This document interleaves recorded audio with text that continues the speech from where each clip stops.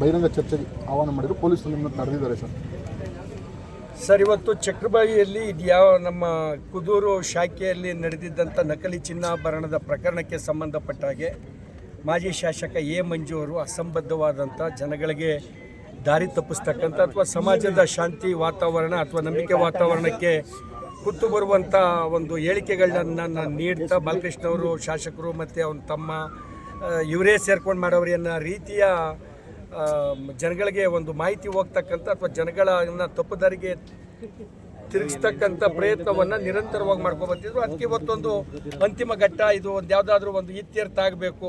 ನನ್ನ ಹತ್ರ ಒಂದು ಲಾರಿ ಲೋಡೋ 2 ಲಾರಿ ಲೋಡೋ ಎಷ್ಟೋ, ಅವರು ಹೆಚ್ಚು ಕಮ್ಮಿ ಲಾರಿಗಂತೂ ಜಾಸ್ತಿ, ಅದನ್ನ ತೆಗೆದುಕೊಂಡು ಬರಬೇಕು, ತೊಗೊಂಬರ್ತೀನಿ ತಂದು ಎಲ್ಲವನ್ನೂ ಕೂಡ ಚಕ್ರಬಾವಿಯಲ್ಲಿ ಚರ್ಚೆ ಮಾಡ್ತೇನೆ, ಇದು ಹೊರ ಜಗತ್ತಿಗೆ ಹೊರ ಜನಗಳಿಗೆ ಅಂತ ಅದನ್ನು ಮುಕ್ತವಾಗಿ ಸ್ವಾಗತ ಮಾಡೋದು.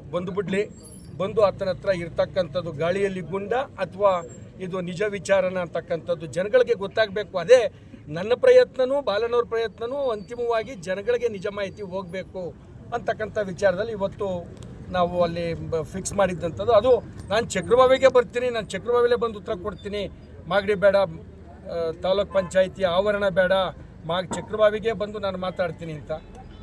ನಿನ್ನೆ ದಿನ ಇದೆಲ್ಲ ವಿರುದ್ಧ ಇದಕ್ಕೆ ಪುನಃ ಯೂಟರ್ನ್ ಹೊಡೆದು ನಿನ್ನೆ ಸಾಯಂಕಾಲ ಈ ನಮ್ಮ ಕನ್ನಡ ವ್ಯಾಕರಣದಲ್ಲಿ ನಿಮಗೆ ಈ ನವರಸಗಳು ಬರ್ತವೆ, ನವರಸ ಅಂತಾರೆ. ನವರಸ ಅಂದರೆ ಜಗೇಶ್ನ ನವರಸ ನಾಯಕ, ರೌದ್ರ, ಬೀಭತ್ಸ, ಕರುಣೆ, ಈ ಕರುಣಾರಸ ಮತ್ತು ಶಾಂತರಸನ ಒಂದು ಮಿಕ್ಸಿಗೆ ಕರೆದ್ಬಿಟ್ಟು ಈಚೆಗೆ ಬಂದರೆ ಯಾವ ರಸ ಬರ್ತದೋ ಆ ರಸ ಈ ಮಾಜಿ ಶಾಸಕ. ನೆನ್ನೆ ದಿನ ಆಗಲೇ ಅಯ್ಯೋ ಕಟ್ಟೆ ಮನೆ ಯಜಮಾನ್ರು ಹೇಳ್ಬಿಟ್ಟು ಅವರಪ್ಪ ನಾನು ಬರ್ತೀನಪ್ಪ, ಡೋಂಗಿ ಜನಗಳ ಸಿಂಪತಿ ಗಿಟ್ಟಿಸ್ತಕ್ಕಂಥ ಅಯ್ಯೋ ಪಾಪ ಮಂಜು, ನನಗೆ ಅಣ್ಣ ತಮ್ಮದಿರಿಲ್ಲ, ಬಾಲಕೃಷ್ಣ ನನ್ನ ಜೊತೆಗೆ ತಮಾಜಿನ ನನ್ನಾದ್ಮೇಲೆ ತಮಾಜಿ ನುಡಿಸು, ಅದಾದಮೇಲೆ ರಾಜು ನುಡಿಸು, ಅದಾದಮೇಲೆ ಪಾಪು ನುಡಿಸು ಅಂತ ಅರ್ಜಿಯನ್ನು ಹಾಕೊಂಡು ಹುಟ್ಟಲಿಲ್ಲ. ಬಾಲಕೃಷ್ಣ ಹುಟ್ಟಿದ್ರು ನೈಸರ್ಗಿಕವಾಗಿ ನಮ್ಮ ತಂದೆ ತಾಯಿಗಳ ಪ್ರೀತಿ ಫಲವಾಗಿ ನಾವುಗಳು ಜನಿಸ್ತು, ಹಂಗೆ 4 ಜನ ನಾವು ಜನಿಸಿದ್ದೀವಿ. ಹಾಗೆ ಮಂಜು ಒಬ್ಬ ಹುಟ್ಟಿರ್ಬೋದು, ಅವನ ಜೊತೆಗೆ ಅಕ್ಕ ತಂಗಿದ್ದೀರು ಹುಟ್ಟಿರ್ಬೋದು.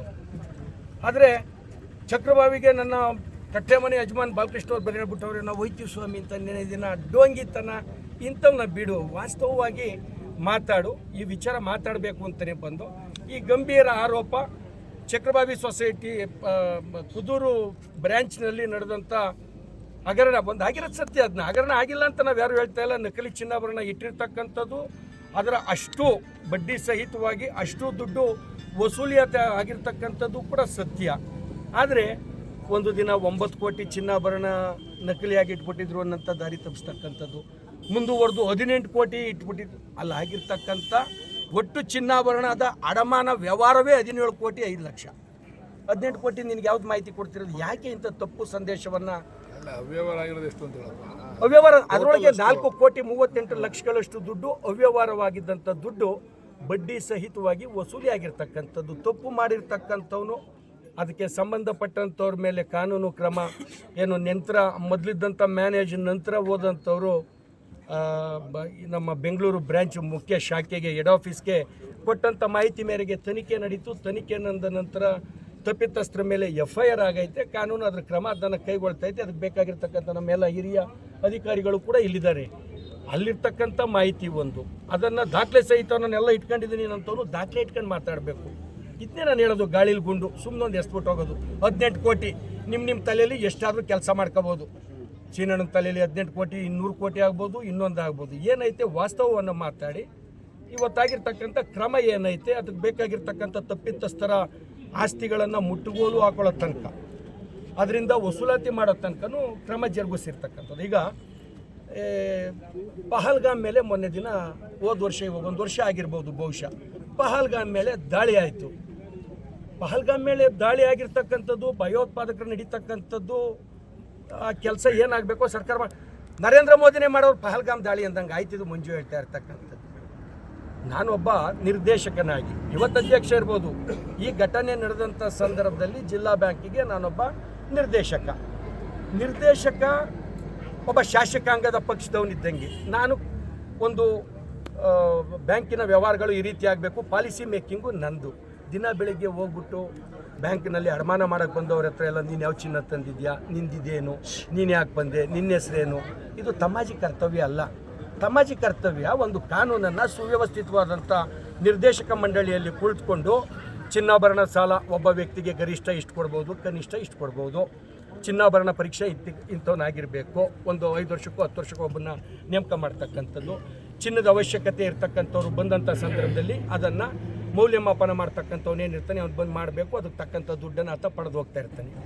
ನನ್ನನ್ನು ಕಾನೂನಾಗಲಿ ನೈತಿಕವಾಗಲಿ ನಾನು ಅಲ್ಲಿ ಹೋಗಿ, ಕಾನೂನು ಒಂದೇ ಅಲ್ಲ ನೈತಿಕವಾಗ್ಲೂ ಹೋಗಿ ನಾನು ಕೂತ್ಕೊಂಡು ಚಿನ್ನಾಭರಣ ಅಡಮಾನ ಮಾಡೋಕ್ಕೆ ಬಂದಂಥವನ್ನ ಏನಪ್ಪ ಇದು ಎಷ್ಟು ಗ್ರಾಮ್ ಇಡ್ತಾ ಇದೆಯಾ, ಯಾಕಪ್ಪ ಇಡ್ತಾ ಇದೆಯಾ, ನಿಂದೇನ ಯಾಕೆ ನೋ, ಅದಲ್ಲ. ಅದ್ರ ಕೆಲಸ ಬ್ಯಾಂಕಿಗೆ ಏನು ಸಿಬ್ಬಂದಿಗಳಿರ್ತಾರೆ ಅವ್ರು ನೋಡ್ಕೊಳ್ಳೋಂಥದ್ದು. ನಿಮ್ಮ ಮೇಲೆ ಅಪಪ್ರಚಾರ ಮಾಡ್ತಿದ್ದಾರೆ, 100ಕ್ಕೆ 1000 ಭಾಗ ಸತ್ಯ. ಅಪಪ್ರಚಾರ ಮಾಡ್ತಿದ್ದಾರೆ ಅನ್ನೋದ್ರ ಬಗ್ಗೆ ಅವ್ರ ಮೇಲೆ ನಾನು ದೂರು ಕೊಟ್ಟಿದ್ದೀರಾ?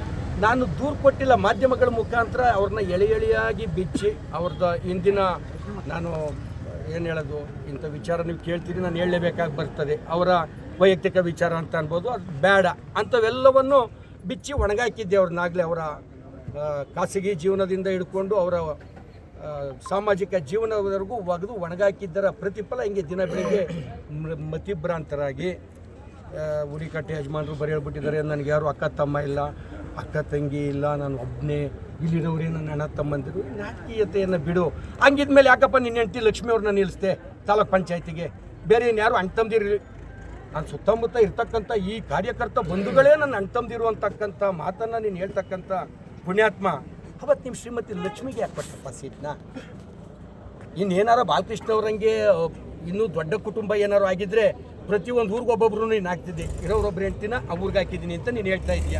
ಇನ್ನು ರಾಜು ಹಂಗೋ, ಬಾಲಕೃಷ್ಣ ಅವ್ರ ತಮ್ಮ ಪಾಪು ಹಂಗೋ ಹಿಂಗಿದ್ದಿದ್ರೆ ಊರಿಗೊಂದು ಪ್ರಾಂತ್ಯಕ್ಕೊಂದು ಅಂತಕ್ಕಂಥ ಹಿಂದೆ ರಾಜರ ಕಾಲದ ಆಳ್ವಿಕೆ ಹೋಯ್ತಿದೆ. ಇಷ್ಟು ರಾಜಕೀಯ ಕಾರಣಕ್ಕೋಸ್ಕರ ನಿಮ್ಮ ಮೇಲೆ 100ಕ್ಕೆ 1000 ಪಾಲು ರಾಜಕೀಯದ ದುರುದ್ದೇಶದ ವಿನಃ ಇನ್ನೇನು ಇಲ್ಲ. ರಾಜಕೀಯ ದುರುದ್ದೇಶ ಮತ್ತು ನಮ್ಮ ಯಾವುದಾದ್ರು ಹೋಟೆಲ್ ಯಾವುದು ಸಿನಿಮಾ ನಾನು ನೀವು ಸೇರ್ಕೊಂಡಿದ್ದು ಎಂಥದ್ದು ಮಿರಾಕಲ್ ಗಾರ್ಡನ್ನಿನ ಪತ್ರಿಕಾಗೋಷ್ಠಿಯ ನಂತರದ ಮರ್ಮಾಘಾತವಾಗಿ ಅವ್ರಿಗಾಗಿರ್ತಕ್ಕಂಥ ಮರ್ಮಾಘಾತಕ್ಕೆ ಎತ್ತೆತ್ಲೋ ಹೋದಂಗೆ ತಿಕ್ಲಂಗೆ ಮಾತಾಡ್ತಾರೆ. ಇದ್ರ ಬಗ್ಗೆ ನಾನು ಸಾಮಾಜಿಕ ಶಾಂತಿಯನ್ನು ಕದಡ್ತಾ ಇರ್ತಕ್ಕಂಥದ್ದು, ಇದು ಮಾಡಬಾರ್ದು ಅಂತಕ್ಕಂಥ ಸರ್ಕಾರಿ ಏನು ಸಮಾಜ ಆರೋಗ್ಯಕರ ಸಮಾಜಕ್ಕೆ ತಪ್ಪು ಸಂದೇಶದ ಮೂಲಕ ಅಶಾಂತಿಗೆ ಕಾರಣವಾಗಬಾರ್ದು ಅನ್ನೋಂಥ ವಿಚಾರವಾಗಿ ನಾನು ಕಾನೂನು ಪ್ರಕಾರ ಕ್ರಮ ಕೈಗೊಳ್ಳಿ ಅಂತಕ್ಕಂಥದ್ದನ್ನ ನಾನು ಕೊಡ್ತೇನೆ. ಇವಾಗ ಏನಾದರೂ ನಿಮ್ಗೆ ಆರೋಪ ಮಾಡಿದಾರಲ್ಲ, ದೂರ ದಾಖಲಿಸ್ತಾರೆ,